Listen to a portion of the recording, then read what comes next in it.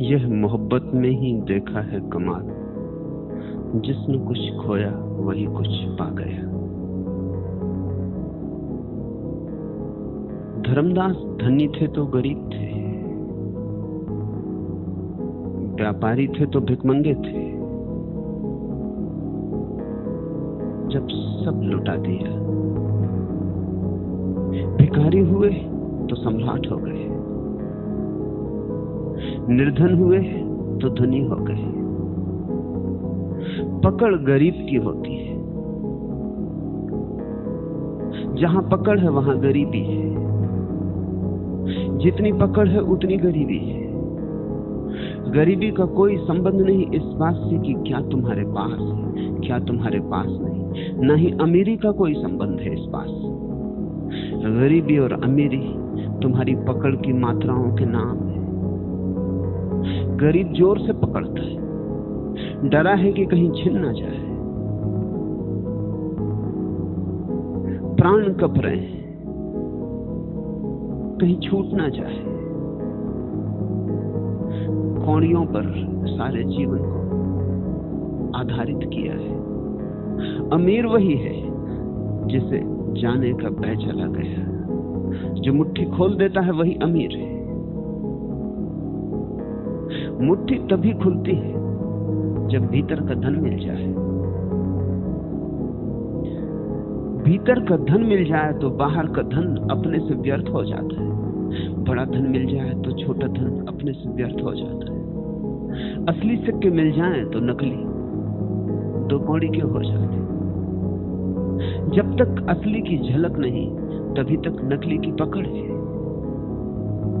तो ध्यान रखना, मैं तुमसे नहीं कहता हूं कि तुम नकली को छोड़ दो, मैं तुमसे कहता हूं असली को पालो, नकली अपने से छूट जाएगा। मैं तुमसे नहीं कहता हूं संसार से भाग जाओ, मैं कहता हूं परमात्मा को अपने में बुला लो, संसार तुमसे भाग जाएगा। तुम संसार में ही रहोगे और फिर भी संसार तुम्हारे भीतर नहीं होगा। यही धनी का लक्षण है। ऐसी ही घड़ी में कबीरदास ने अपने इस शिष्य धर्मदास को धनी धर्मदास कहा था। धर्मदास बड़े व्यापारी थे, लाखों का व्यवसाय था। स्वभावतः जब परम संपदा मिली तो व्यापारी व्यापारी की भाषा में ही बोलेगा। हमारी भाषा तो हमारे अनुभव पर टिकी होती है। जीसस बोलते हैं उसी तरह जिस तरह एक बढ़ई का बेटा बोले, और कबीर बोलते हैं उस तरह जैसे एक जुलाहा बोले। मीरा बोलती है उस तरह जैसे एक स्त्री का हृदय बोले। बुद्ध बोलते हैं उस तरह जैसे एक सम्राट बोले। अनुभव तो सभी को एक हुआ है, जो जाना वह तो एक है, लेकिन जो कहा वो बड़ा भिन्न भिन्न है, क्योंकि कहने की भाषा अलग अलग अनुभव से आई है। बुद्ध लाख उपाय करें तो भी कबीर जैसा नहीं बोल सकते। महल छोड़ दिया, राज्य छोड़ दिया, परिवार छोड़ दिया, लेकिन वह भाषा जो महलों में जन्मी थी वह कैसे छूटेगी? वे शब्द जो महलों में सीखे गए थे, वह परिष्कार, वह संस्कार, वह कैसे छूटेगा? उसका तो उपयोग करना ही होगा। ज्ञान की परम घटना एक है, लेकिन दुनिया में इतनी अभिव्यक्तियां हैं, उन अभिव्यक्तियों के कारण बड़ी अड़चन हो गई। लोग सोचते हैं जैसे सभी ने अलग अलग शब्द जाने होंगे। अलग अलग सत्य है नहीं जानने को।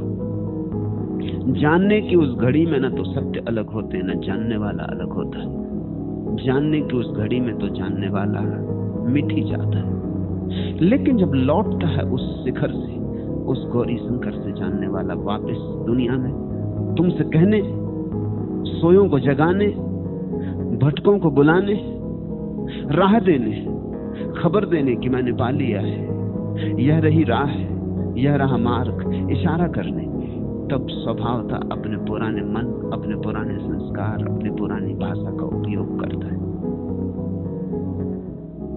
तो जैसा धर्मदास बोल सकते हैं वैसा कोई भी नहीं बोल सकता। बुद्ध नहीं कह सकते हम सतनाम के व्यापारी, व्यापार कभी किया नहीं। कैसे कहेंगे हम सतनाम के व्यापारी? यह भाषा धर्मदास की ही हो सकती है। और ये सुंदर है, शुभ है कि सारे संतों की भाषाएं अलग है। इतना वैविध्य है, जितना वैविध्य उतना रस। बगिया में सभी फूल एक जैसे हों तो बगिया बड़ी उदास लगेगी। कितने ही सुंदर फूल हो, बगिया सिर्फ गुलाब ही गुलाब की बगिया हो, कितनी देर टिकोगे? लेकिन बगिया में सब तरह के फूल खिले, गुलाब भी है और कमल भी है, और जूही भी है और चमेली भी है। सभी एक भूमि से रस पाते हैं, सभी एक ही सौंदर्य को प्रकट करते, लेकिन सबके प्रकट करने का ढंग अलग अलग है। वो जो चमेली में सफेद है वही गुलाब में लाल है, वही एक। इसे याद रखना तो धर्मदास की भाषा समझना सुगम हो जाएगी। लेकिन ये जो उपलब्धि धर्मदास को हुई, ये ऐसे ही नहीं हो गई है। ये जो प्यारे वचन है, ये जो हृदयग्राही वचन है, ये ऐसे ही रास्तों पे पड़े नहीं मिल जाते। इन्हें प्राणों की पीड़ा में जन्माना होता है, इन्हें रो रो के निखारना होता है। हमने रो रो के रात काटी, आंसुओं पर यह रंग तब आया। आंसुओं पर भी रंग आ जाता है। आंसू भी अलग अलग मूल्य के हो जाते हैं। आदमी का मूल्य उसकी हर बात में हो जाता है। यही शब्द कोई दूसरा उपयोग करेगा तो साधारण होंगे, धर्मदास के ओंठों पर बड़े असाधारण हो गए। सुनते हो, हम सतनाम के व्यापारी कह रहे हैं, हमारा धंधा सतनाम का है, हम सतनाम ही बेचते हैं, हमारे पास और कुछ बेचने को नहीं। मैंने सुना है पंजाबी कहानी, एक फकीर ऐसा ही हो गया होगा, सतनाम का व्यापारी, गांव गांव चिल्लाता फिरता था, नाम ले लो,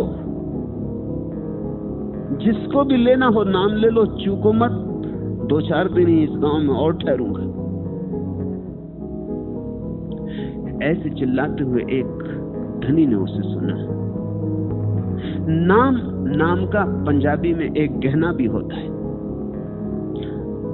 उस धनी को अपनी बेटी का विवाह करना था और वो सोच ही रहा था गहने बनवाने की, और ये आदमी नाम बेचने आ गए। तो उसने सोचा कि इसके पास गहना होगा, बेचना चाहता है। तुम देखते हो शब्द कैसे अर्थ बदल लेते हैं। फकीर चिल्लाता है, किसी को नाम लेना हो तो ले लो, 2-4 दिन हम टिकेंगे, घड़ी 2 घड़ी की जिंदगी है, थोड़े दिन की जिंदगी मनचेत गंवार। किसी को लेना हो तो नाम ले लो, इस बस्ती में हम ज्यादा देर न रुकेंगे। धनी ने सोचा, चलो अच्छा हुआ कोई नाम बेचता है, नाम का गहना। उसने कहा इसका पता ले लूं। नौकर को दौड़ाया, फकीर का पता ले लिया। सांझ को दुकान बंद करके फकीर के घर पहुंचा। फकीर तो था नहीं, उसकी बेटी थी, होगी 10-12 साल की लड़की। उसने कहा मैं नाम लेने आया हूं, तेरे पिता को चिल्लाते देखा था, वो कहां है? उन्होंने कहा पिता तो बाहर गए, लेकिन नाम मैं ही दे दूंगी। लड़की ने देखा था पिता को नाम देते, कहा मैं ही दे दूंगी। तो उसने कहा ठीक है तू ही दे दे, दाम क्या होंगे? लड़की ने कहा कि जरा ठहरे पता चल जाएगा। वो भीतर गई, छुरा निकाल के धार रखने लगी। इस आदमी ने खिड़की से झांक के देखा कि बड़ी देर हो गई, ये करती क्या है? वो छुरे पे धार रख रही। वो तो थोड़ा हैरान हुआ कि आदमी किस तरह के, ये लोग किस तरह के। उसने पूछा कि भाई तू छुरे पे धार रख रही, मैं नाम के लिए बैठा हूँ। उसने कहा कि छुरे पे बिना धार रखे नाम मिलेगा कैसे? मेरे पिता जो भी आता उससे यही कहते हैं कि जब तक गर्दन न उतरेगी नाम न मिलेगा। अब लड़की का अपना समझना, उसने सुना था बाप को कहते कि गर्दन दोगे तो नाम मिलेगा। उसे नाम का पता नहीं था कि क्या नाम है, मगर इतना उसे पता था कि जो गर्दन देता उसको मिलता है। वो धनी तो चिल्लाया, पास पड़ोस के लोग इकट्ठे कर लिए, कहा ये फकीर नहीं, ये तो हत्यारे, इनको पकड़ा जाना चाहिए। तब तक बाप भी आ गया, लोगों ने बाप को पकड़ लिया और हंसा। उसने कहा कि पागल हुए हो। उसने अपनी लड़की को कहा बेटी इतने सस्ते में नहीं बेचा जाता, ये ऊपर की गर्दन के उतरने से कुछ नहीं होता। तू छुरे पे धार क्यों रख रही? ये छुरा काम नहीं आएगा, ये गर्दन भी काम नहीं आएगी, भीतर की गर्दन काटनी पड़ती। बेटी तुझे पता नहीं, बड़ा महंगा सौदा है। हमने रो रो कर रात काटी, आंसुओं पर है रंग तब आया। चौंकोगे तुम धर्मदास को ये कहते सुन के कि हम सतनाम के व्यापारी, लेकिन ठीक ही कह रहे हैं। लेकिन ये व्यापार भी अनूठा व्यापार है। इसमें दिया तो बहुत जाता है, लिया कुछ भी नहीं जाता। इसमें बांटना ही बांटना है। व्यापार में तुम जितना देते हो उससे ज्यादा लेते हो, तो ही तो लाभ होता है। लाभ का अर्थ ही क्या है? जितना दिया उससे ज्यादा लिया, तो जो मार्जिन में बचा वही लाभ है। सतनाम को देने वाला तो सिर्फ देता है। तुम उसे कुछ देना भी चाहो तो क्या दोगे? तुम्हारे पास देने को है भी क्या? कोई मूल्य चुकाया नहीं जा सकता, लेकिन फिर भी तुम्हें कुछ देना पड़ता है। वह कुछ समझना, वह कुछ ऐसा है जो तुम्हारे पास नहीं है, लेकिन तुम्हें भ्रांति है कि तुम्हारे पास। तुम्हें वही देना पड़ता है जो तुम्हारे पास नहीं है, लेकिन तुम मानते हो कि है। अहंकार देना पड़ता है और अहंकार तुम्हारे पास नहीं। अज्ञान देना पड़ता है, और अज्ञान क्या है? सिर्फ अंधेरा है। अंधेरे की कोई सत्ता थोड़ी होती। अंधेरा तो सिर्फ प्रकाश के अभाव का नाम है। अंधेरा तो सिर्फ शब्द है, उसका कोई अस्तित्व नहीं है। इसलिए तो तुम अंधेरे को धक्के मार के निकाल नहीं सकते, और न पड़ोसी से अंधेरा मांग के अपने घर ला सकते हो। हाँ, पड़ोसी से रोशनी मांग के ला सकते हो, अंधेरा मांग के नहीं ला सकते। और अंधेरे को तुम धक्के मार के नहीं निकाल सकते। हाँ, दिए को बुझा दो तो अंधेरा आ जाता है। अंधेरा आता है ये कहना भाषा की बात है, न तो अंधेरा आता न जाता, सिर्फ दिया आता और दिया जाता। अंधेरे की कोई सत्ता नहीं है, अंधेरे का कोई होना नहीं, अंधेरा अभाव है। ऐसे ही अज्ञान है। तुम जागते हो, अज्ञान खो जाता, तुम सो जाते हो, अज्ञान हो जाता। बस तुम्हारी मौजूदगी में ज्ञान और तुम्हारी गैर मौजूदगी में अज्ञान। गुरु तुमसे तुम्हारी गैर मौजूदगी मांगता है। वो कहता तुम्हारी अनुपस्थिति मुझे दे दो, तुम्हारी बेहोशी मुझे दे दो, तुम्हारी नींद मुझे दे दो, तुम्हारे सपने मुझे दे दो। अब सपने कुछ हैं थोड़ी, मगर अगर तुम गुरु को जो नहीं है वो दे सके तो दूसरा चमत्कार घटता है। जो तुम्हारे पास सदा से है वही तुम्हें मिल जाता। ये दो चमत्कार हैं आध्यात्मिक जीवन के। जो नहीं है वह छोड़ना है, और जो है वह पाना है। ये बात बेबूझ लगती, क्योंकि जो है ही उसे क्या पाना, और जो नहीं है उसे क्या छोड़ना। मगर ऐसा ही है, जो नहीं है उसको तुमने पकड़ रखा है, और उसकी पकड़ के कारण जो है वह छूट गया है। तुम्हारी आंखें नहीं से जुड़ गई हैं और है से उखड़ गई हैं। इसी को मैं नास्तिकता कहता हूं, जिसकी आंखें नहीं से जुड़ गई। जो आदमी कहता है ईश्वर नहीं है, ये तो नहीं का ही एक रूप है। जिसकी आंखें नहीं के साथ जुड़ गई हैं, जो जगत में और जीवन में है को नहीं देख पाता, वही नास्तिक है। नास्तिक यानी नहीं की जकड़ में आ गया। आस्तिक कौन है? ईश्वर है ऐसा मानने वाला ही सिर्फ आस्तिक नहीं, वो तो है का एक रूप हुआ। है बहुत बड़ा है।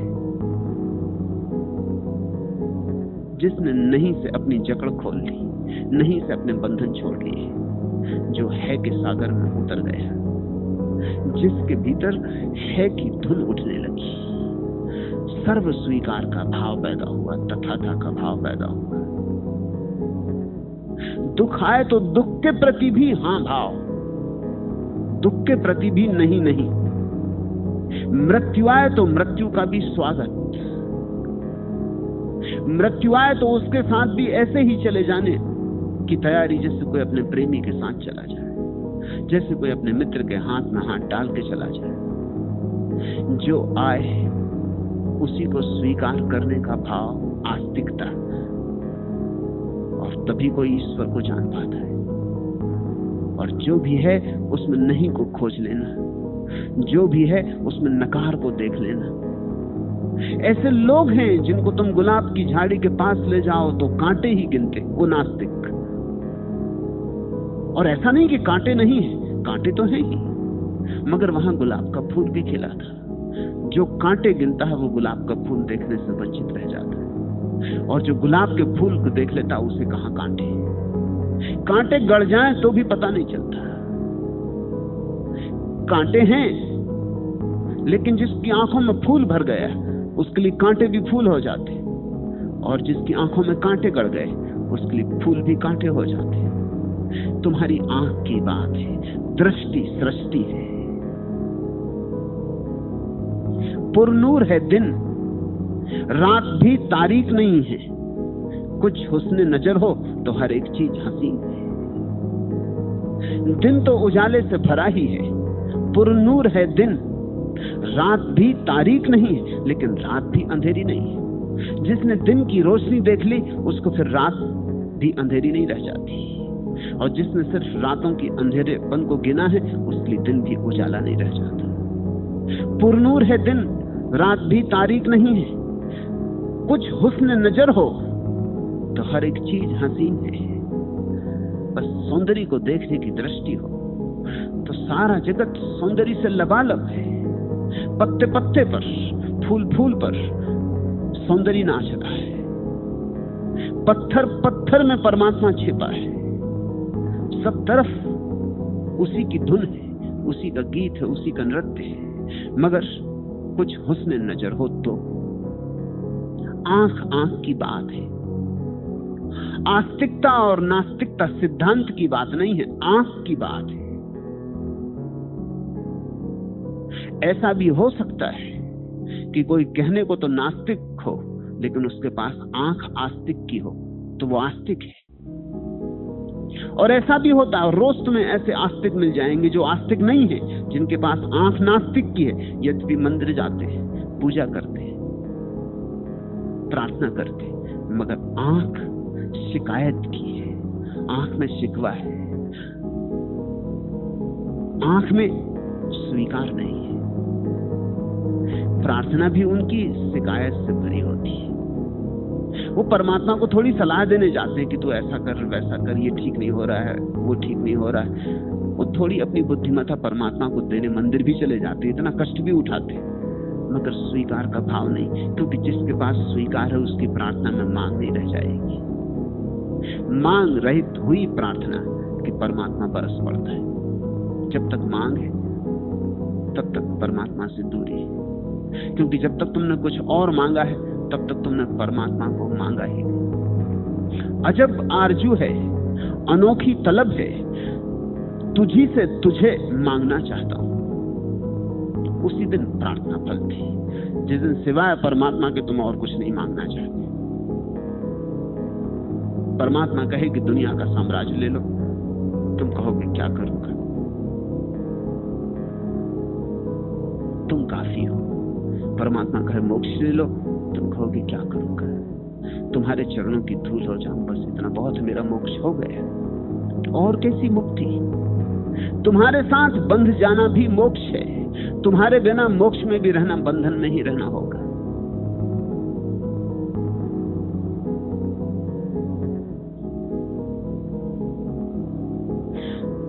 न गरज किसी से न वास्ता, मुझे काम अपने ही काम से, तेरे जिक्र से, तेरे फिक्र से, तेरी याद से, तेरे नाम से।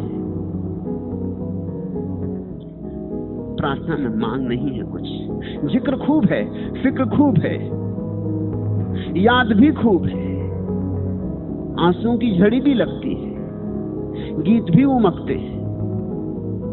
न गरज किसी से न वास्ता, मुझे काम अपने ही काम से, तेरे जिक्र से, तेरे फिक्र से, तेरी याद से, तेरे नाम से। और फिर तो हालतें ऐसी हो जाती है, याद ऐसी घनी हो जाती, बेखुदी ऐसी हो जाती। ये कैसी बेखुदी है, लिख गया हूं मैं अपने नाम के बदले तेरा नाम। फिर तो ये भूल ही जाता है कि कौन कौन है, कौन भक्त है और कौन भगवान। जब ऐसी घड़ी कट जाती तो सतनाम का जन्म होता है इस बेखुदी में। फिर आज के सूत्र समझे, हम सतनाम के व्यापारी। सतनाम का अर्थ होता है जिसका कोई नाम नहीं, या जिसके सब नाम है और फिर भी जो अनाम है। लाओत्सु ने कहा है, मुझे उसका नाम पता नहीं इसलिए ताओ कहकर पुकारूंगा। ये काम चलाऊ है। कोई भगवान कहता है, कोई ईश्वर कहता है, कोई ताओ कहता है, कोई धर्म कहता है, कोई रित कहता है, कोई अल्लाह कहता है, कोई गाट कहता है, मगर ये सब नाम उसके हैं जिसका कोई नाम नहीं। सूफियों में भगवान के 100 नाम हैं।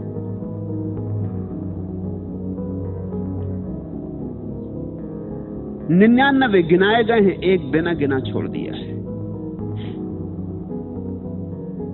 सूफी फकीरों से कोई पूछे कि क्यों तुम कहते 100 नाम है लेकिन लिस्ट में तो केवल 99, तो वो कहते 99 इशारे हैं उसकी तरफ, 100वें की तरफ। उसको कहा नहीं जा सकता, असली को कहा नहीं जा सकता। शब्दातीत है, गुणातीत है, आकार के पार है, निराकार है। शब्द बड़े छोटे हैं, समय भी तो इसमें समा नहीं सकता। शब्द तो सीमित है, असीम को कैसे कहें। तो 99 नाम है उसकी तरफ इशारा करने को जिसका कोई नाम नहीं। जिसका कोई नाम नहीं है उसके लिए कुछ तो नाम दे के काम चलाना पड़ेगा। बात करनी है ना, विचार करना है, जागे हुए को सोए हुए से चर्चा करनी। ख्याल रखना, 2 जागे हुए मिले तो कोई चर्चा नहीं होती, हो ही नहीं सकती। चर्चा करने को कुछ नहीं बचता। दोनों एक दूसरे की आंखों में झांक लेंगे, दर्पण में दर्पण का प्रतिबिंब बनेगा, बात खत्म हो जाएगी। यहां भी शून्य होगा, वहां भी शून्य होगा। यहां भी 100वां बैठा है, वहां भी 100वां बैठा। 99 की बात उठाने की जरूरत ना आएगी। जो उठाए वो पागल। कहते हैं कबीर और फरीद का मिलना हुआ था, दोनों 2 दिन शांत बैठे रहे, एक दूसरे को देखते, कभी कभी मुस्कुराते और कभी कभी रोते भी। दोनों के भक्त इकट्ठे थे और परेशान थे, सुनने को आतुर थे कि कुछ तो ये 2 बोले, एक दूसरे से कुछ तो कहें, मगर एक शब्द ना बोला गया। जब विदा हो गए तो कबीर के शिष्यों ने भी पूछा और फरीद के शिष्यों ने भी पूछा कि हो क्या गया आप लोगों, ऐसे तो आप इतना बोलते हो, फिर एकदम चुप क्यों हो गए, गूंगे क्यों हो गए थे? फरीद ने कहा, जो बोलता वो नासमझ सिद्ध होता। दूसरी तरफ भी उतना ही जानने वाला था जितना जानने वाला इस तरफ। हमने एक दूसरे की आंख में झांका और पहचान लिया, हम एक दूसरे का रंग पहचान गए, फिर कहने को कुछ बचा नहीं। कहने को क्या था? जो पहले बोलता वही नासमझ सिद्ध होता।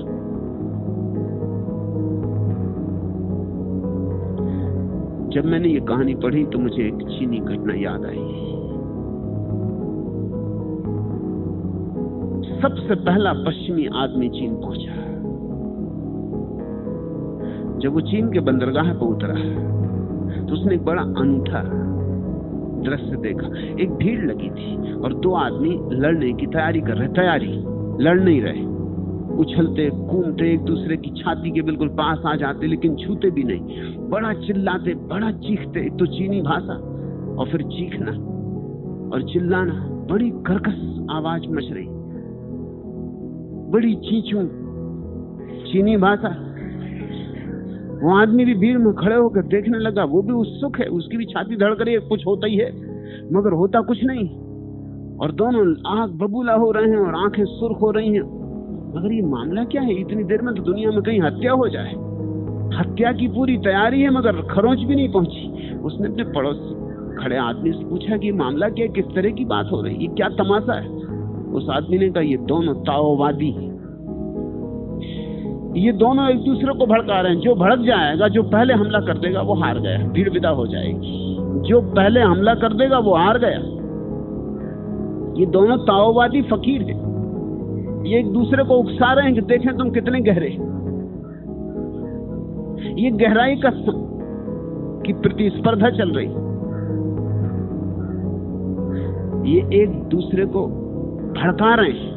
जो पहले भड़क जाएगा और हमला कर देगा, वहीं बात खत्म हो जाएगी।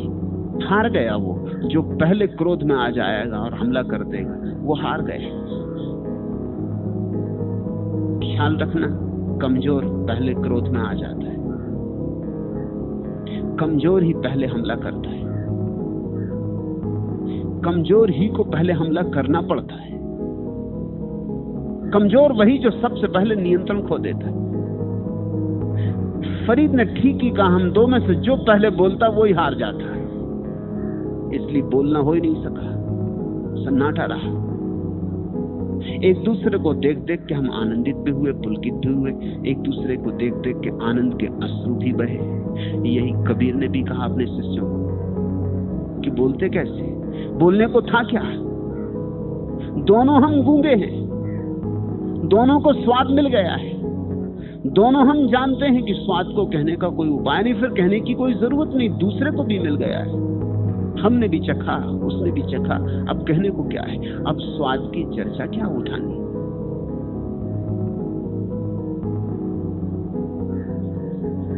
दो ज्ञानी मिले तो चर्चा ना होगी, दो अज्ञानी मिले तो खूब चर्चा होती है, हालांकि कुछ भी नहीं होता। चर्चा बहुत होती है, सिर्फ मारामारी काफी होती, मगर परिणाम कुछ नहीं होता, संवाद होते ही नहीं। दो ज्ञानी मिलते हैं तो संवाद होता है, शब्द शून्य। दो अज्ञानी मिलते हैं तो शब्दों की काफी फेंक फांक होती, लेकिन संवाद शून्य। तुमने देखा नहीं, घंटों बात करके भी कुछ हाथ नहीं लगता। इधर से कचरा फेंका गया, उधर से कचरा फेंका गया, मगर हाथ कुछ नहीं लगता। क्या तुम्हें यह अनुभव नहीं हुआ है कि बात तो करते हो तुम लोगों से, लेकिन न वो तुम्हें समझता है न तुम उसे समझते? दूसरों की तो बात छोड़ दो, जो तुम्हारे निकट है, तुम्हारी पत्नी तुम्हारी बात कहां समझती? तुम कुछ कहते हो वो कुछ समझती, वो कुछ कहती तुम कुछ समझते हो। धीरे धीरे पति पत्नी तय कर लेते हैं कि बेहतर न कहना, क्योंकि कहो कि झंझट शुरू होती। कुछ का कुछ समझ लिया जाता है, फिर उसको समझाओ, उसमें से कुछ का कुछ समझ लिया जाता है, फिर उसका कोई अंत नहीं। इसलिए पति पत्नी को तुम अक्सर चुपचाप बैठे देखोगे। इसलिए नहीं कि वो ज्ञानी हो गए, वो इसलिए नहीं बोल रहे हैं कि कौन बोले कौन फंसे। कुछ बोले, झंझट की शुरुआत हो जाएगी, फिर पत्नी भी कुछ बोलेगी, और समझ तो संभव ही नहीं है। दो अज्ञानियों के बीच संवाद होता ही नहीं, शब्द ही शब्द होते, थोथे, व्यर्थ शब्द, निर्जीव शब्द, निष्प्राण शब्द। दो ज्ञानियों के बीच शब्द नहीं होते, संवाद होता है, शून्य में, शांति में, मौन में। फिर बात कहां हो सकती है? फिर सार्थक बात कहां हो सकती? दो ज्ञानियों के बीच हो नहीं सकती, दो अज्ञानियों के बीच कभी हुई नहीं, हो नहीं सकती। एक ज्ञानी और एक अज्ञानी के बीच सार्थक बात होती है। अगर अज्ञानी सुनने को राजी हो और ज्ञानी कहने को राजी हो, तो अज्ञानी और ज्ञानी के बीच सार्थक वार्ता हो सकती है। यही शिष्य और गुरु का संबंध है। इस वार्ता के लिए शब्द खोजने पड़ते हैं, ईश्वर को नाम देना पड़ता है। उस परम तत्व को जो अनाम है, हम किसी शब्द को देकर वार्ता के योग्य बनाते। हम सतनाम के व्यापारी। धर्मदास कहते हैं, अब एक ही काम हमारा है, जो हमने जाना है उसे हम दूसरों को जनाते हैं। अब हम एक ही व्यवसाय करते हैं, अब हम सतनाम बेचते हैं। खरीद ले जिसको खरीदना हो। और मजा यह है कि खरीदने वाले का कुछ खर्च नहीं होता, सिर्फ बीमारियां जाती हैं और स्वास्थ्य आता है। और देने वाले का भी कुछ जाता नहीं। देने वाला जितना देता है उससे 1000 गुना पाता है। लेने वाले से नहीं पाता, परमात्मा से पाता है।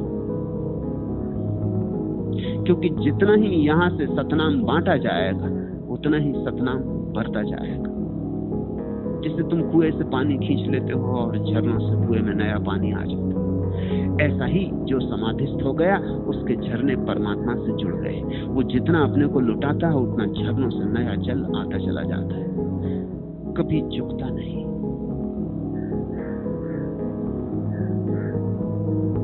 कोई कोई लादे कांसा पीतल, कोई कोई लौंग सुपारी। ये और व्यापारियों की बात कर रहे हैं। कोई कोई लादे कांसा पीतल, कोई कोई लौंग सुपारी। हम तो लादो नामधनी को पूरन खेप हमारी। हमने तो आखिरी चीज बेचने का काम शुरू किया है।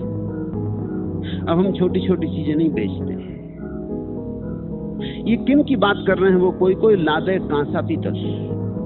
परमात्मा के नाम से कुछ लोग परमात्मा को नहीं बेच रहे हैं, कुछ और बेच रहे हैं। कोई परमात्मा के नाम पर स्वास्थ्य बेच रहा है, कोई परमात्मा के नाम पर यश बेच रहा है, कोई परमात्मा के नाम पर समृद्धि बेच रहा है, सफलता बेच रहा है। वह सब कांसा पीतल। कोई परमात्मा के नाम पर सिर्फ शास्त्र बेच रहा है, सिद्धांत बेच रहा है, शब्द बेच रहा है। वह सब लौंग सुपारी। हम तो लादो नाम धनी को। हमने तो उस मालिक को, या मालिक, हमने तो उस मालिक को ही बार बेचने की तैयारी की। उसी धनी को पाकर तो धर्मदास भी धनी हो गए। उस मालिक से जो जुड़ गया वो मालिक हो गया। उस मालिक से जो अलग है वो गुलाम है, वो गुलाम ही रहेगा।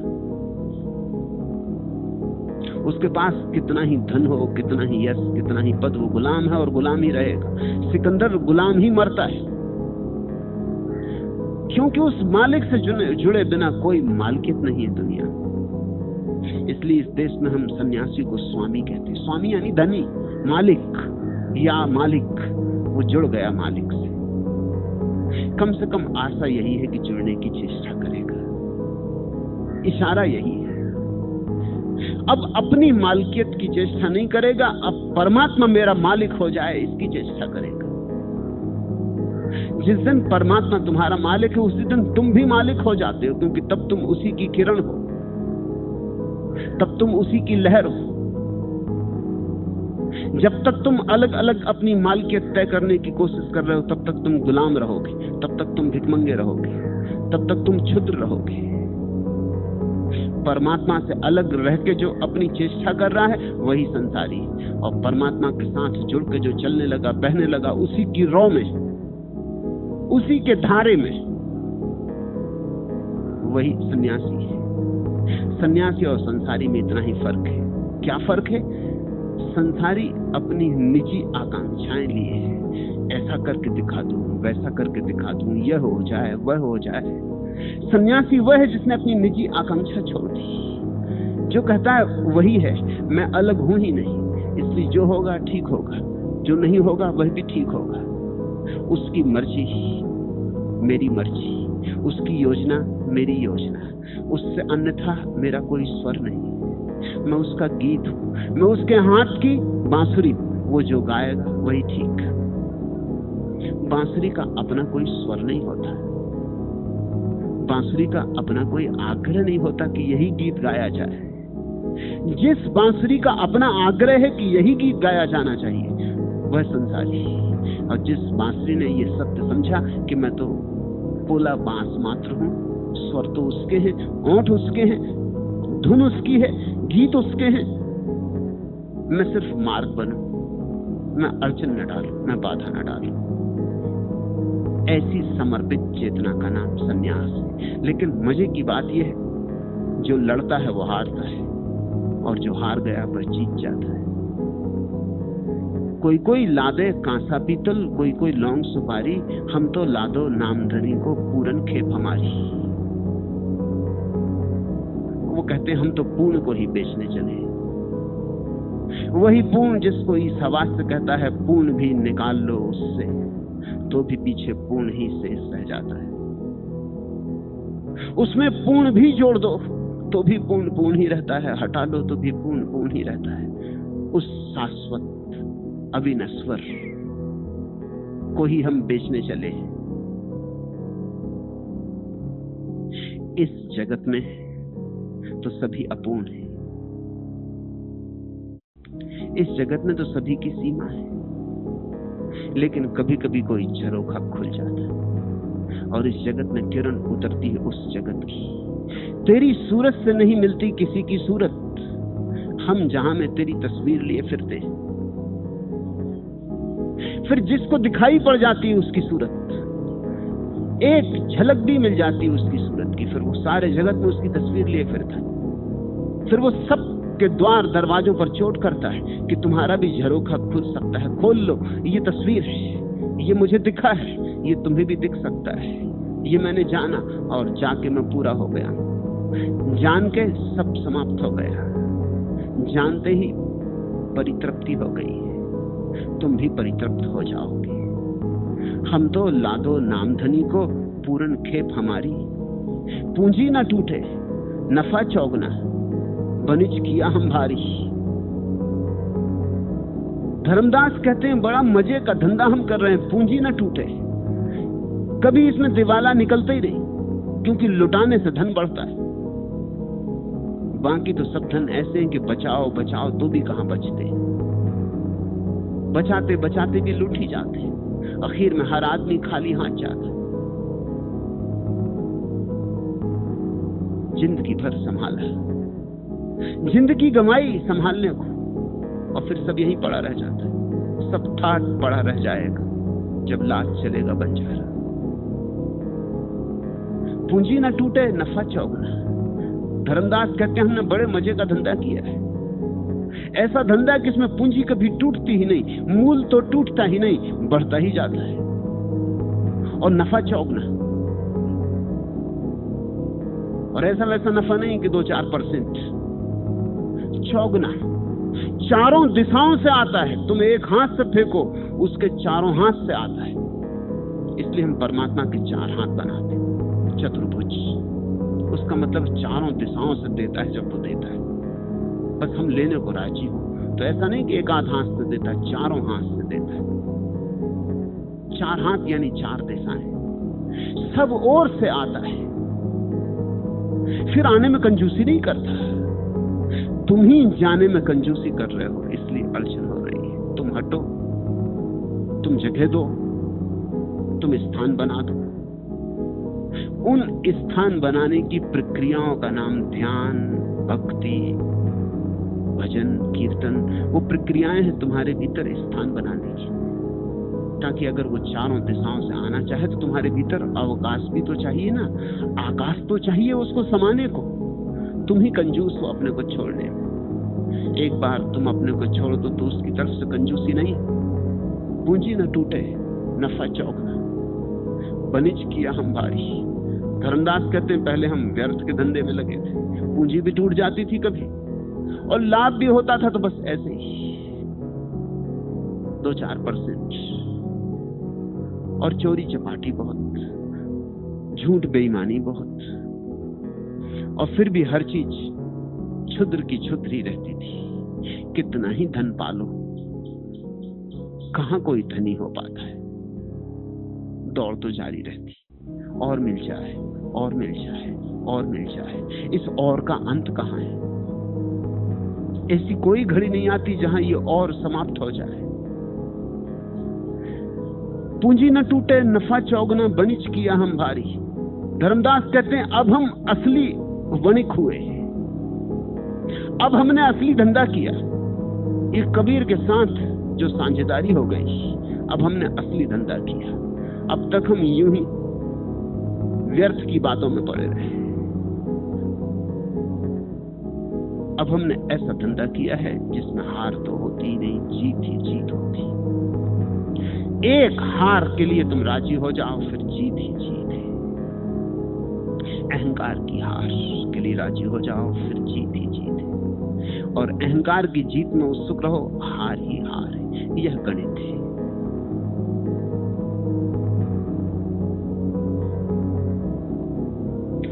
दिल नजर बन जाएगा, गम खुशी हो जाएगी। आपके आते ही दुनिया दूसरी हो जाएगी। पर तुम चाहो तो आपका आना हो। लाखों में इंतखाब के काबिल बना दिया। जिस दिल को तुमने देख लिया, दिल बना दिया। एक उसकी नजर पड़ जाए तो तुम्हारे भीतर सोना ही सोना हो जाता है, सब मिट्टी सोना हो जाती है। इसलिए हमने परमात्मा को पारस पत्थर कहा, और कहीं मत खोजना। पारस पत्थर और कहीं नहीं होता। बच्चों की कहानियों में मत उलझे रहना कि कहीं पारस पत्थर होता है जो मिल जाएगा, सोने को बनाने के काम आ जाएगा, लोहे को छू के सोना हो जाएगा। पारस पत्थर तो परमात्मा का नाम है। ये तो कहानियां बच्चों को समझाने के लिए लिखी गई। जिसको परमात्मा का पत्थर मिल गया, उसके भीतर सब मिट्टी सोना हो जाती है।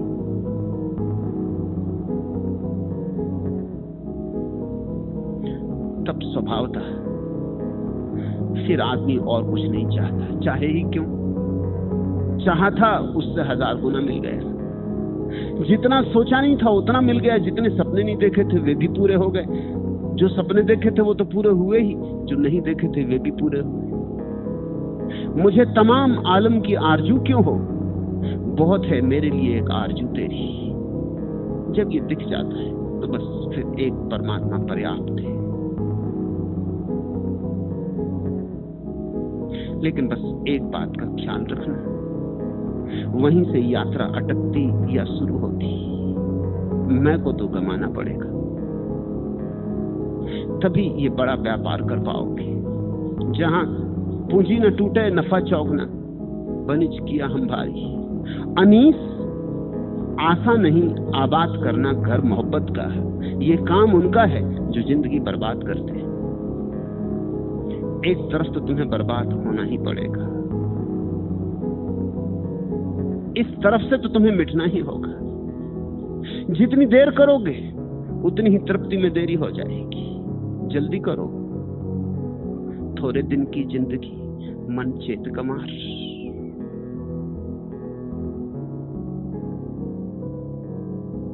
और उसके आए बिना कोई मोक्ष नहीं, उसके आए बिना कोई वसंत नहीं, और वह आता तुम्हारे जाने पर। यह एक बात ही सारे सत्पुरुषों ने निरंतर दोहराई है। फसल गुल आने तो दो, फसल खिजां जाने तो दो, खुद ब खुद खुल जाएंगी कड़ियां तेरी जंजीर की। खुद ब खुद खुल जाएंगी कड़ियां मेरी जंजीर की। एक ही वसंत है और वह है तुम्हारा हट जाना और उसका आगमन। और ध्यान रखना, ये दोनों बातें एक साथ घट जाती। तुम्हारा हटना और उसका आगमन, इन दोनों के बीच समय का अंतराल नहीं होता। इधर दिया जला, उधर अंधेरा हटा। इधर तुम गए, उधर वह आए। युगपथ।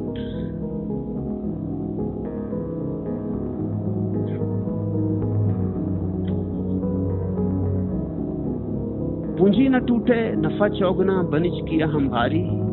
हाट जगाती रोक न सकी है निर्भय गैल हमारी। और अब कोई कर उगाने वाला भी नहीं आता। अब कोई चुंगी नाके पर भी नहीं रोकता। और इसी जब जमीन के चुंगी नाके नहीं, उस परलोक में भी अगर कोई चुंगी नाके होंगे तो वहां भी अब कोई रोकने वाला नहीं। अब तुम मालिक हुए, अब तुम मालिक के हुए। हाट जगाती रोक न सकी है निर्भय गैल हमारी। अब हमारे रास्ते सब अभय हो गए, अब कोई डर नहीं है। बाहर के धन को पकड़ो, डर बढ़ता जाता है। अब ये थोड़ा समझना, ये आदमी की विनम्रता थोड़ी समझना। आदमी धन इसलिए कमाता है कि डर कम हो जाए, जिंदगी में भय कम हो जाए। पास होगा कुछ तो भय नहीं रहेगा, बीमारी होगी तो उपचार हो सकेगा, बुढ़ापा आएगा, पास पैसा होगा तो कोई फिक्र करेगा, सेवा करेगा। पास पैसा होगा तो समाज भी चिंता लेता है, रिश्तेदार भी आसपास इकट्ठे होते हैं। गरीब का कोई रिश्तेदार होता है? सब रिश्तेदार अमीर के होते हैं। तुम अमीर हो जाओ, तुम अचानक पाओगे लोग आने शुरू हो गए जिनकी शक्ल तुमने कभी नहीं देखी थी। कोई कहता हम तुम्हारे चचेरे भाई हैं, कोई कहता हम तुम्हारे मामेरे भाई हैं। रिश्तेदार एकदम से पनप जाते हैं, जैसे वर्षा में एकदम घास हरी हो जाती है। तुम गरीब हो जाओ, सब खो जाए, जो अपने थे वो भी रास्ता काट जाते, रास्ते पे मिल जाते तो दूसरी गली से निकल जाते। जयराम जी करने में संकोच करते। तो धन होगा तो मित्र होंगे, परिजन होंगे। धन होंगे तो जिनको तुम अपने कहते हो वो भी अपने होंगे, नहीं तो वो भी अपने नहीं हो जाते। गरीब बाप का बेटा भी अपना नहीं होता। बाप के पास धन हो तो बेटा भी अपना होता है। धन की वजह से अपना होता है। इस जगत के सारे नाते रिश्ते बड़े अजीब। धन हो तो पत्नी अपनी होती, धन ना हो तो पत्नी भी पराई हो जाती। तो आदमी धन इकट्ठा करता है क्योंकि धन में सुरक्षा मालूम होती। बैंक में बैलेंस होगा, इंश्योरेंस होगा, सुरक्षा होगी। लेकिन परिणाम उल्टा घटता है। जितना धन होता है उतना भय बढ़ता है। जितना धन होता है उतना ये डर लगता है कहीं छिन ना जाए। जिनके पास है उन्हीं को तो छिनने का भी डर होता है। इसलिए तो धनी रात में सो नहीं पाता। सोने के लिए धन बाधा बन जाता है। सोए कैसे? कहीं चोर ना घुस जाए। सोए कैसे? दिन भर की चिंताएं पीछा नहीं छोड़ती। सोए कैसे? मन में तो हजार विचार दौड़ते रहते। यह धंधा किया, वह धंधा किया, यह उलझाओ, वह उलझाओ, सट्टा और न मालूम क्या क्या। सोए कैसे? अमीर आदमी की नींद खो जाती है। जितना कोई देश अमीर होता जाता है उतनी नींद कम होती जाती है। अमेरिका में सर्वाधिक कम नींद है। किसी देश की अमीरी नापनी हो तो उस देश की नींद की मात्रा समझ लेनी चाहिए। उसकी नींद की मात्रा से तय हो जाता है कि देश कितना अमीर। किसी आदमी की अमीरी नापनी हो तो यही पता लगा लेना चाहिए कि रात सोता है कि नहीं। अगर सोता है तो अभी गरीब है, अभी कुछ खास नहीं हुआ, अभी सोने लायक चल रही है हालत, अभी इतना नहीं है कि घबरा जाए और रात सो भी ना पाए। तुमने सुना ना, कहानियां कहती अमीर आदमी मर जाता है तो फिर सांप होके अपने गड़े हुए धन पे बैठ जाता। मर के बैठता हो ना बैठता हो, जिंदगी में बैठा रहता है, सांप बन के रात भर दिन भर सबसे भयभीत हो जाता। अमीर आदमी अपने बेटे को भी अपने पास नहीं बुलाता चाहता है, अपनी पत्नी से भी फासला रखता है, अपने खाते बही सबसे छिपाता है। कितना उसके पास है किसी को कभी पता नहीं चलने देता। ये तो भय कम न हुआ और बढ़ गया। धर्मदास कहते हैं, हाट जगाती रोक न सकी है निर्भय गैल हमारी। वो बाहर का उपद्रव हमने जिस दिन से छोड़ा उस दिन से अभय हो गए। अब ये एक ऐसा धन है जिसे कोई चुरा नहीं सकता। ये एक ऐसा धन है जिसे मृत्यु भी नहीं छीन सकती, और तो कोई क्या छीनेगा। ये अमृत है। अब सारा भय गया। मोती बूंद घटई में उपजे, और ये ऐसा धन है, एक ऐसा मोती है जो तुम्हारे घट में ही उपजता है। ये बाहर पैदा नहीं होता। जो बाहर से आया है वो बाहर से छीना जा सकता है, ध्यान रखना। जो भीतर उमगा है वही बाहर से नहीं छीना जा सकता। जो भीतर का है वही तुम्हारा है। जो बाहर का है वो तो तुमने किसी से छीन लिया है, तुमसे भी कोई छीन लेगा। वहां तो छीना झपटी चल रही है, थोड़ी बहुत देर के लिए तुम्हारे हाथ में, बस थोड़ी बहुत देर के लिए। तुम सोचो ना, तुमने भी किसी से छीना है, तुमसे भी छिन जाएगा। यहां 2-4 दिन की सारी शान शौकत है। मोती बूंद घटई में उपजे, जैसे मोती भी तो सीप के घट में पैदा होता है, ऐसे ही ये परम धन भी तुम्हारे हृदय के अंतरतम में प्रकट होता है। मोती बूंद घटई में उपजे, सुकृत भरत कोठारी। और फिर तुम भरते जाओ इस मोती के धन को, जितना भरना हो। इस पुण्य के तुम जितने ढेर लगाना चाहो लगाओ। इस परमार्थ के, इस परम धन के तुम जितनी ज्यादा उपलब्धि करनी हो करो, कोई छीनने वाला नहीं। सच तो यह है, तुम इसे बांटोगे, बचाओगे नहीं, क्योंकि ये बांटने से बढ़ता है, बचाने से सड़ता है। ज्ञानी को ज्ञान बांटना ही होता है। विचार तो उसे भी आता है, क्योंकि पुरानी आदतें सदा चीजों को रोक के रखा है। जब पहली दफा ज्ञान भी घटता है तो उसको भी विचार आता है कि क्या करूं, किसी से कहूं कि ना कहूं, इसका राज जमाने से कहूं या ना कहूं, इस अंधेरे में कोई समा जलाऊं कि नहीं। सोचता है कि क्या करना, मैं क्यों झंझट में पड़ूं, हम झंझट के बाहर हो गए, अब क्या झंझट ले ली, अब क्यों सिर मारूं। सभी ज्ञानियों को यह प्रश्न उठता ही है, क्योंकि बामुश्किल तो झंझट के बाहर हुए, किसी तरह तो बाजार से छुटकारा मिला, लोगों से मुक्ति हुई।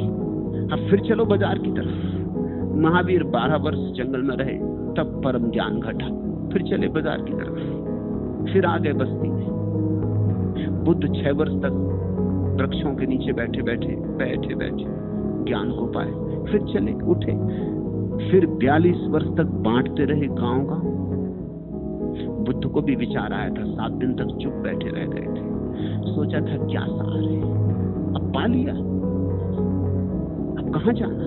लेकिन कोई भी रुक नहीं सकता पाके, क्योंकि जैसे ही तुम पाते हो, जल्दी ही ये बात भी समझ में आ जाती है कि ये धन ऐसा है कि इसे बांटोगे तो बढ़ेगा, रोकोगे तो सड़ जाएगा।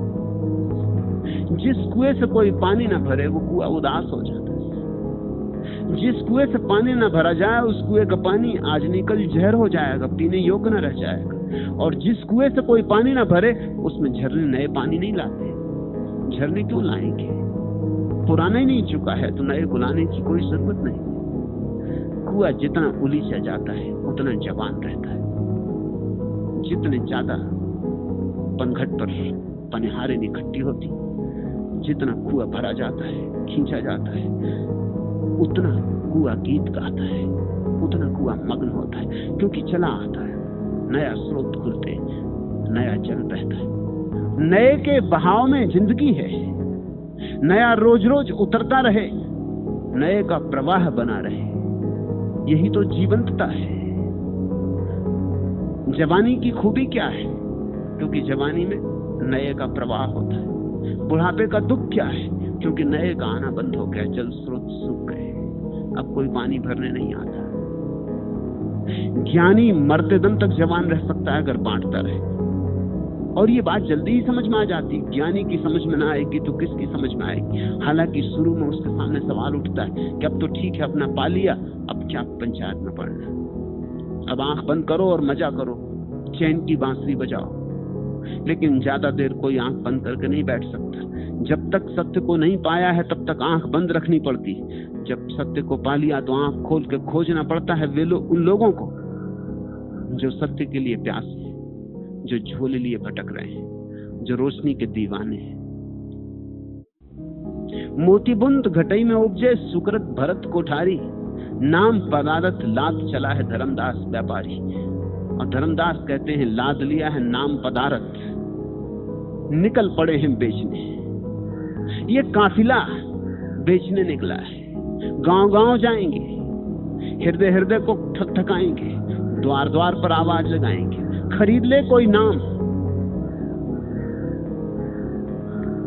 थोड़े दिन की जिंदगी मन चेत गंवार, पुकारेंगे लोगों को, चिल्लाएंगे, जीसस ने कहा चढ़ जाओ घर की मुंडेरों पर और चिल्लाओ कि हमें मिल गया है, जिसे चाहिए हो आ जाए और ले ले। थोड़े दिन की जिंदगी मन चेत कमार, कहो लोगों से जाके। वही धर्मदास कहने लगे लोगों से जाके कि बहुत थोड़े दिन की जिंदगी है, चेत जाओ, जाग जाओ। न जागे तो भी ये जिंदगी चली जाएगी, जाग गए तो ऐसी जिंदगी मिल जाएगी जो कभी नहीं जाती। अगर बिना जागे चले गए तो अवसर खोया, फिर बहुत पछताओगे। यह जिंदगी, इस जिंदगी के सारे सपने क्षणभंगुर हैं।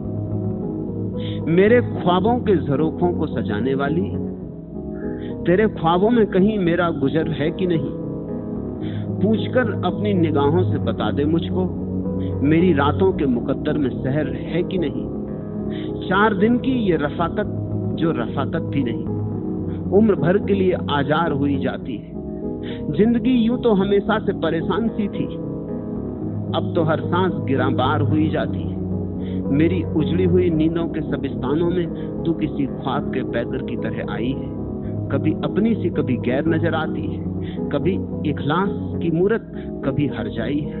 प्यार पर बस तो नहीं है मेरा, लेकिन फिर भी तू बता दे कि तुझे प्यार करूं या न करूं। तूने खुद अपने तबस्सुम से जगाया है जिन्हें, उन तमन्नाओं का इजहार करूं या न करूं। तू किसी और के दामन की कली है, लेकिन मेरी रातें तेरी खुशबू से बसी रहती हैं। तू कहीं भी हो, तेरे फूल से आरिज की कसम, तेरी पलकें मेरी आंखों पे झुकी रहती हैं। तेरे हाथों की हरारत, तेरे सांसों की महक तैरती रहती है एहसास की पहनाई में। ढूंढती रहती हैं तखील की बाहें मुझको सर्द रातों की सुलगती हुई तन्हाई में। तेरा अल्ताफ व करम एक हकीकत है, मगर ये हकीकत भी हकीकत में फंसाना ही ना हो। तेरी मानूस निगाहों का ये मोहतात पयाम दिल के खू करने का एक और बहाना ही ना हो। कौन जाने मेरे इमरोज का फर्दा क्या है। कुर्बतें बढ़ के पसेमान भी हो जाती हैं, दिल के दामन से लिपटती हुई रंगी नजरें देखते देखते अनजान भी हो जाती हैं। जिंदगी के प्रेम, जिंदगी के लगाव, जिंदगी के संबंध सब सपने हैं। सपने का अर्थ समझ लेना, जो टूट जाता है वह सपना है, जो नहीं टूटता वह सत्य है, जो सदा है वह सत्य है, जो कभी कभी है वह सपना है। सपने का अर्थ ये नहीं होता कि जो नहीं है, सपने का इतना ही अर्थ होता है जो पानी के बबूले की तरह है। तेरा अल्ताफ व करम एक हकीकत है, मगर यह हकीकत भी हकीकत में फंसाना ही ना हो। तेरी मानूस निगाहों का ये मोहतात पयाम दिल के खू करने का एक और बहाना ही ना हो। यहाँ जिंदगी में जितने हम उपाय खोज लेते हैं, ये सिर्फ समय को गंवाने के उपाय हैं। यहाँ का प्रेम भी सपना है, यहाँ का धन भी सपना है, यहाँ का पद भी सपना है। इन सपनों से जो जागता है वह सतनाम को उपलब्ध होता है। थोड़े दिन की जिंदगी मन चेत कमार।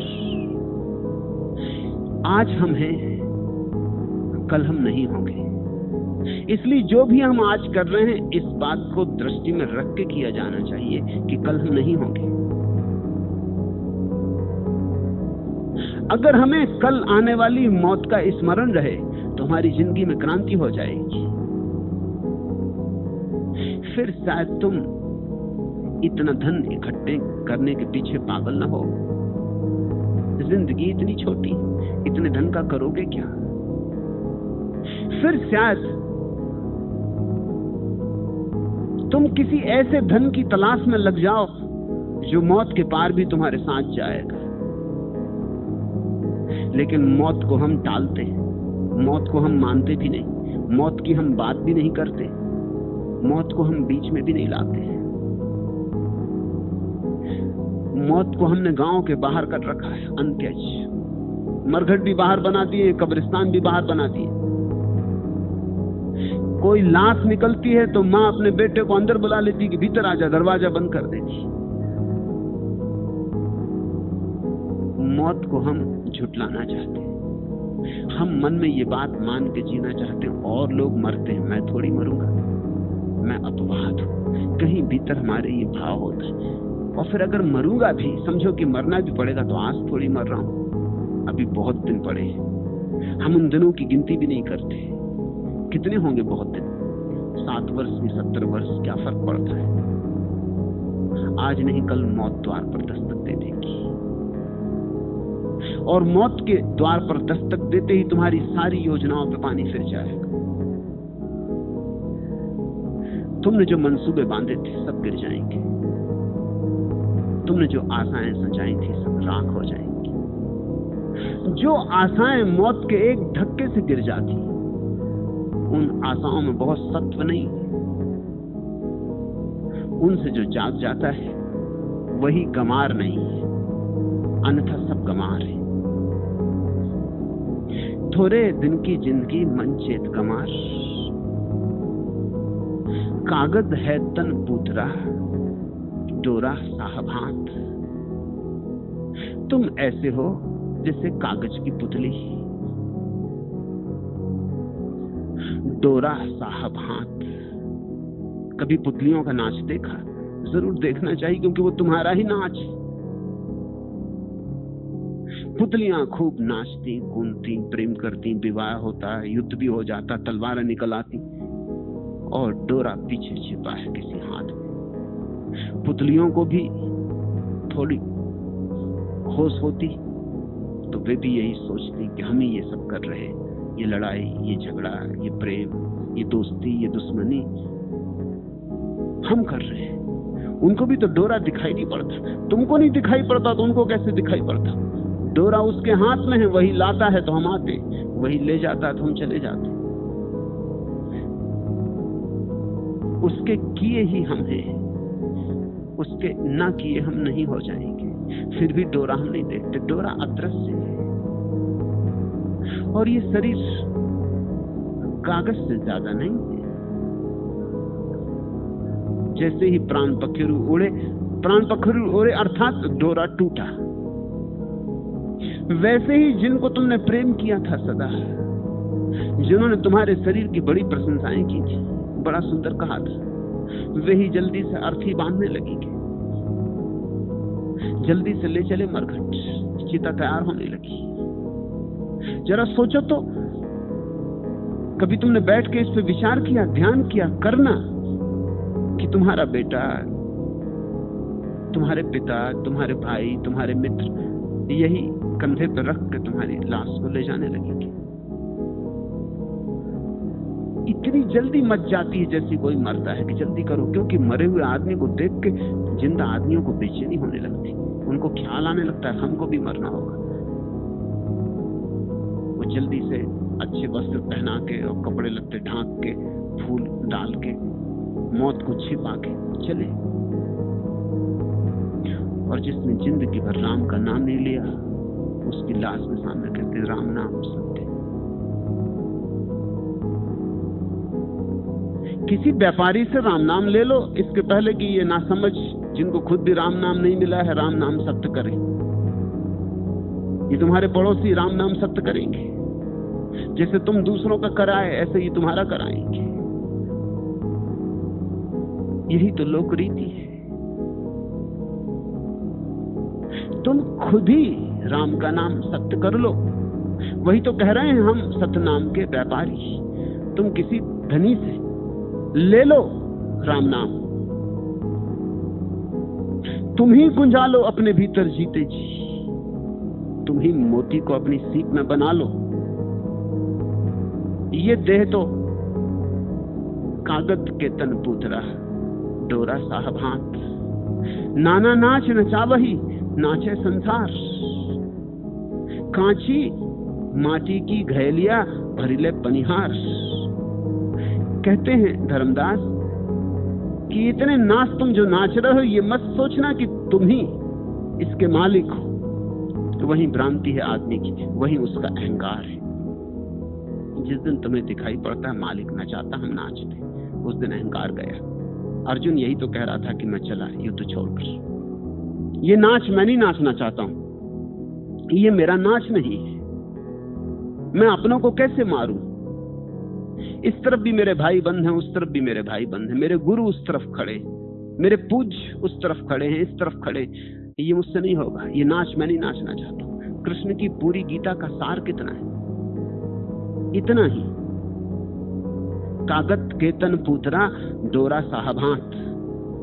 बस इसमें सारी गीता आ गई, डोरा साहब हाथ, इसमें पूरी भगवत गीता आ गई। कृष्ण इतना ही समझा रहे हैं कि पागल, तेरा नाच है ही नहीं, यहां कुछ करने वाला वह, तू उपकरण मात्र, निमित्त मात्र, डोरा साहब हाथ। जरा डोरे को देख, उसकी मर्जी तो युद्ध हो रहा है, तो तलवारें खींच, युद्ध होने दे। उसकी मर्जी होगी संन्यास होगा, लेकिन उसकी मर्जी से होगा, तेरे किए कुछ नहीं होगा। तू अपने को बीच में मत ला। गीता को समझोगे तो दो बातें समझ में आएंगी। अर्जुन अहंकार की घोषणा कर रहा है, यद्यपि अहिंसा के नाम से, अहिंसा के नाम से भी आदमी अहंकार की घोषणा कर सकता है। बात तो बड़ी प्यारी लगती, त्यागी तपस्वी बन रहा है, सन्यासी बन रहा है, छोड़ दूं ये सब, युद्ध में क्या रखा है, मारने में क्या सार, मारने में तो पाप ही पाप है। बात जचती, तुम भी अगर सोचोगे तो अर्जुन की बात जचेगी। तुम्हारी जिंदगी में भी अर्जुन की बात ही मान के तुम चल रहे हो, कृष्ण की बात मान के चल नहीं रहे हो। मैंने सैकड़ों गीता के पढ़ने वाले देखे, वो पढ़ते गीता हैं, मानते अर्जुन को है, कृष्ण को नहीं। मगर इस तरह पढ़ते हैं तोतों की तरह, उन्हें याद ही नहीं आता कि वो क्या पढ़ रहे हैं और क्या कर रहे हैं। कृष्ण कुछ और कह रहे हैं, कृष्ण ये कह रहे हैं, ये तेरी अहिंसा, ये तेरा ज्ञान, ये तेरा धर्म, ये तेरा पुण्य सिर्फ तेरे अहंकार की छुपी हुई घोषणाएं। तू ये कह रहा है कि मैं नियंता हूं, और मैं तुझसे चाहता हूं कि तू ठीक से देख ले, डोरा साहब हाथ, वो जैसा नाचना चाहे नाच, नाचा नाना नाच नचावे नाचे संसार। आज उसकी मर्जी युद्ध की है, पुतलियों को आज लड़ाना चाहता है, तेरे किए कुछ न होगा। तू इस भ्रांति को छोड़ दे, यही भ्रांति मनुष्य का अहंकार है। अर्जुन अहिंसा की बात कर रहे हैं, कृष्ण निरअहंकारिता की, बस इतना ही। और वास्तविक धार्मिक में और झूठे धार्मिक में यही फर्क है। झूठा धार्मिक अर्जुन जैसा होता है, बातें तो बड़ी ऊंची करता है, लेकिन सारी ऊंची बातों के पीछे अहंकार छिपा होता है। कृष्ण की बात इतनी ऊंची जस्ती भी नहीं, युद्ध करवाने की बात कैसे ऊंची हो सकती, हिंसा करवाने की बात कैसे ऊंची हो सकती, इतनी ऊंची जस्ती भी नहीं, मगर बड़ी ऊंची, क्योंकि उसके भीतर जो सार सूत्र है वो ये है कि तू अहंकार को हटा ले, तू कह दे जो तेरी मर्जी, फिर जो उसकी मर्जी। और तुम ये मत सोचना कि कृष्ण ये कह रहे हैं कि तू युद्ध कर ही, कृष्ण सिर्फ इतना ही कह रहे हैं तू उसकी मर्जी पे छोड़ दे। युद्ध किया अर्जुन ने, क्योंकि जैसे ही उसकी मर्जी पे छोड़ा, उसके हाथ जो कुछ करवाएं वही हुआ। ये जरूरी नहीं था, ये भी हो सकता था कि अर्जुन संन्यास्त हो जाते, लेकिन तब संन्यास असली होता। अपने से लिया गया संन्यास असली नहीं होता, परमात्मा के हाथ में अपने को छोड़ देने से असली संन्यास फलित होता है। काची माटी के घैलिया, ये जिंदगी तो कच्ची मिट्टी का घड़ा है, भरीले पनिहार।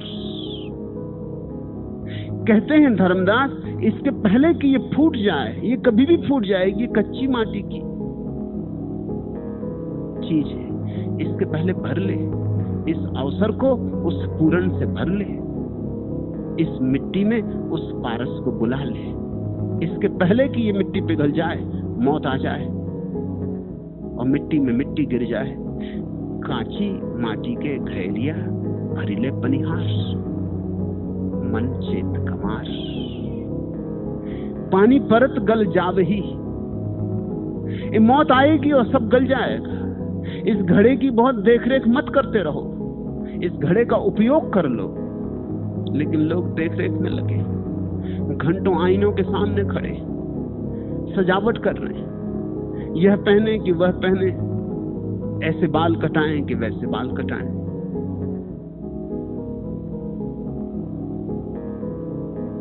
मैंने सुना मुल्ला नसरुद्दीन बाल बनवाने गया, होशियार आदमी है। पहले पूछा कि भाई कितने तरह के बाल यहाँ बनाए जाते हैं, तो सब तरह के बनाए उसने कि अगर सन्यासी के ढंग के बनवाने हो तो बिल्कुल सफा 4 आने में बना देता हूं, अगर दिलीप कुमार कट बनवाने हो तो 1 रुपया लगता है। ऐसे उसने सब बताया। मुल्ला नसरुद्दीन ने कहा अच्छा ठीक, पहले तो सन्यासी है, पहले सस्ते से शुरू करो। उसने सिर घोंट दिया। तब उसने कहा अच्छा ठीक, अब दिलीप कुमार कट। तुम पागल हो गए हो?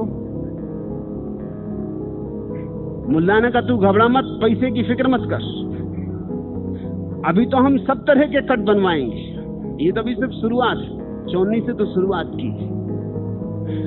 आदमी जिंदगी भर सब तरह के कट, सब तरह की जिंदगियां जी लेना चाहता है। अभिनेता की भी, नेता की भी, धनी की भी, यशस्वी की भी, नाम वाले की भी, पुण्यात्मा की भी, सब तरह की जिंदगी जी लेना चाहता है। और सारे के पीछे ये ख्याल है कि जैसे मैं सदा रहूंगा। और ये शरीर मिट्टी का घड़ा है, और जब तुम इसको सजाने में समय गंवा रहे हो, ये घड़ा खाली का खाली, तुम इसके ऊपर ही बेल बूटे निकाल रहे हो, तुम इस पे चांदी सोना चढ़ा रहे हो, हीरे जवाहरात लगा रहे हो, और घड़ा खाली है और मौत करीब आ रही है। और मौत की पहली फुहार कि घड़ा मिट्टी में गिर जाए, सब तुम्हारा चांदी सोना, तुम्हारी सब नक्काशियां, तुम्हारे बेल बूटे सब मिट्टी में पड़े रह जाएंगे। भरीले पनिहार। इसके पहले की घटना घटे, भर लो। आईना तोड़ दिया, तोड़ दिया, तोड़ दिया। शक्ल एक बार जरा देख तो लो, देखो अब कैसी नजर आती हो। फिर वही आंखों में रंग आता है, या झिझक जाती हो, डर जाती हो। इसी आईने में देखा था वो हुस्न जिसका दुश्वार यकीन होता था, और पूछा था बड़े नाच के साथ, कोई इतना भी हंसी होता है? इसमें आईने की खूबी तो नहीं, हुस्न जब था तो नजर आया था। पा चुकी थी तुम्हें दुनिया, लेकिन तुमने अपने को कहां पाया था? और जब अपने को पाया तुमने, जाने आईने को क्यों तोड़ दिया? हादसा ये भी नहीं है, लेकिन देखना अपने को क्यों छोड़ दिया? शक्ल एक बार जरा देख तो लो, देखो अब कैसी नजर आती हो। आज सुंदर हो, आईने से बड़ी दोस्ती है। आज युवा हो, आईने से बड़ा प्रेम है। कल बूढ़े हो जाओगे, तब आईने पे बड़ा क्रोध आएगा। आईने का कोई कसूर नहीं, जिंदगी का ये ढंग है। जिंदगी एक बहाव है, बहती हुई चीज है। यहाँ कुछ भी थिर नहीं, यहाँ थिर की आकांक्षा भ्रांति है। इसके पहले की मिट्टी का घड़ा मिट्टी में गिर जाए, कांची मारी की गहरिया भरीले पनिहार, पानी परत गल जा भी ठाड़ी पछता है। और फिर बहुत पछतावा होगा। कुछ कर न लिया जब दिन थे, कुछ कर न लिया जब घड़ी थी, कुछ कर न लिया जब ऊर्जा थी, कुछ कर न लिया जब शक्ति थी, कुछ उड़ान न भर ली जब पंख थे, कुछ पुकार न लिया जब वाणी थी। जब हृदय ऊर्जा से आपूर्ण था, तब परमात्मा को ना पुकारा, तब मंदिर की खोज नहीं की, तब बाजारों में ठीकरे इकट्ठे करते रहे। जस धुआं के धरोहरा, जस बालू के रेत। जैसे कि कभी आकाश में चिमनी से उठते धुएं में ऐसा लगता है जैसे मीनार बन गई, ऊंची मीनार, कुतुब मीनार। जस धुआं के धरोहरा, जस बालू के रेत, या रेत के कोई घर बनाते हैं बच्चे, हवा लगे सब मिट गए। जस करतब प्रेत, जैसे कोई जादूगर खेल दिखाता हो, या कोई प्रेत तुम्हारे मन के भय ने ही खड़ा कर लिया हो और करतब दिखाता हो। कभी देखा ना, रात के अंधेरे में अपना ही टंगा हुआ लंगोट रस्सी पर, ऐसा लगता है कि आ गए, दोनों हाथ लिए खड़े, खुद ही टांगा है लंगोट, मगर छाती धक से हो जाती है। ऐसी ही ये जिंदगी है। जस धुआं के धरोरा, जस बालू के रेत, हवा लगे सब मिट गए, जस करतब प्रेत, ओछे जल की नदियां हो बहे अगम अपार। इस छोटी सी ओछी नदी में क्यों समय खराब कर रहे हो? इसके पास ही, बिल्कुल पास ही बहे अगम अपार। वहां नाव नहीं बेरा हो, वहां नाव भी नहीं लगती उस अपार में, वहां कोई बेड़ा भी नहीं है। कस उतरब पार, और तुम इस छोटी सी नदी में ही जिंदगी खराब कर रहे हो। उस अगम में जाना ही होगा। आज नहीं कल ये नदी भी उस अगम में गिर जाएगी। वहां धन काम नहीं आएगा, पद काम नहीं आएगा, वहां नाव नहीं बेरा हो। कस उतरब पार, यहाँ की सीखी कोई कला हाथ नहीं आएगी। कुछ उस जगत में उतरने की कला सीख लो, कुछ ध्यान सीख लो, कुछ प्रेम सीख लो, कुछ भक्ति सीख लो। धर्मदास गुरु समर्थ हो, किसी समर्थ गुरु को खोज लो। जाको अदल अपार, जिसका शासन अपार पर भी चलता है। किसी ऐसे को पकड़ लो जिसकी गति असीम में भी हो गई है। उसी का संग साथ मिल जाए तो शायद तुम भी अपार को पार कर जाओ। साहब कबीर सतगुरु मिले आवागमन निवार। धर्मदास कहते हैं, मैं तो धन्य हो गया, मुझे तो गुरु मिल गए, तुम भी खोज लो। साहब कबीर सतगुरु मिले आवागमन निवार। आज इतना।